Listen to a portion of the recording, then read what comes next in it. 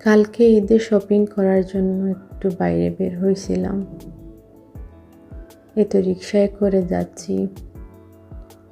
3-4 দিন থেকে এত বৃষ্টি দিতেছে, এত বাতাস দিতেছে, ঠান্ডা ঠান্ডা বাতাস, বাইরে বের হতে ইচ্ছে হচ্ছে না। তারপরেও তো কেনাকাটা করতে হবে, এজন্য বাইরে গেলাম। অনেক সুন্দর করে দোকানগুলো সাজিয়েছে। বাইরে গেলে ঈদের একটা আমেজ ভালোই লাগে।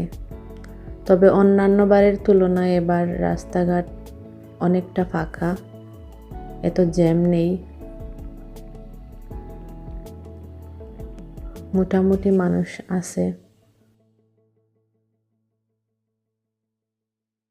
ছোট হোক আর বড় হোক, প্রতিটা দোকানই সাজানো, লাইটিং করা, ভালোই লাগতেছে।